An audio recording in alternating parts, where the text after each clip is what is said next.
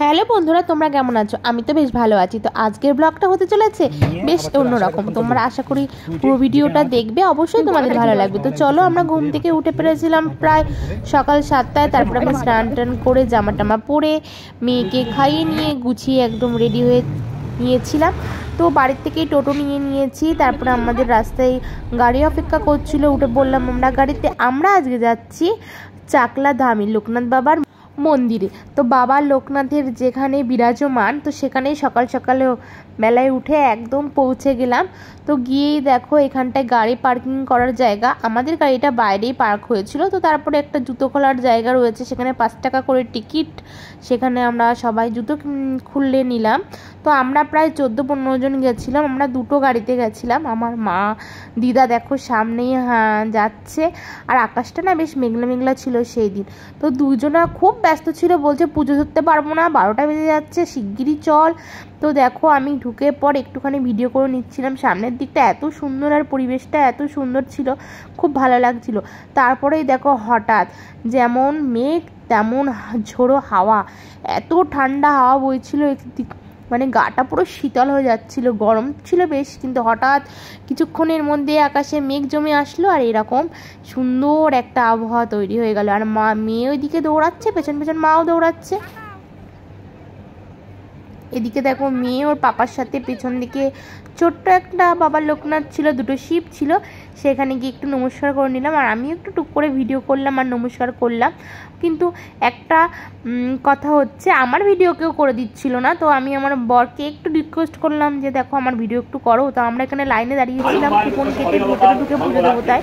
আমরা 100 টাকা করে টিকিট কাটলাম, কেটে একদম লোকনাথ বাবার মন্দিরের একদম ভেতরে, মানে কাচের ঘর যেটা, সেখানে ঢুকে আমরা পুজো দিয়েছিলাম। আমি, আমার বর, আমার বাবা, তো সবাই মিলে একসাথে পুজো দিলাম।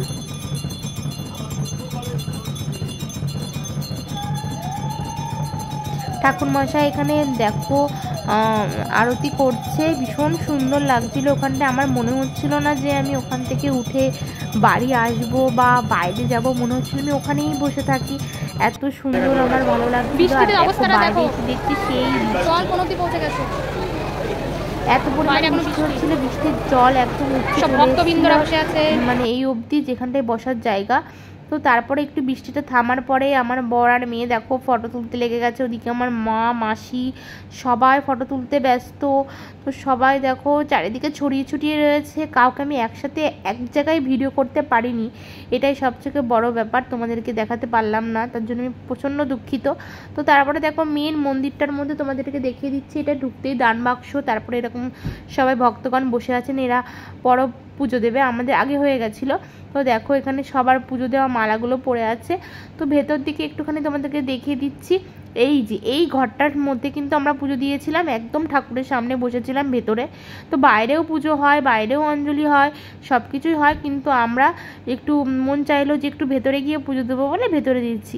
তোমাদের যদি মনে হয় তোমরা বাইরে বসেও পুজো দিতে পারো, তাতে কোনো ব্যাপার না, ভগবান সব জায়গায় আছে, ভগবানের মন্দির এখানে, বাইরেও যা ভেতরেও তা, সেটা কোনো বড় কথা না। মন যদি পরিষ্কার থাকে, মনে যদি ভগবানের প্রতি আস্থা থাকে, বিশ্বাস থাকে, ভালোবাসা থাকে, পুজো তুমি যেখানেই বসে দাও না কেন সেখানেই তোমার পুজো ভগবান নেবে, সেটাই তোমার, সেই পুজোই তোমার সফল হবে।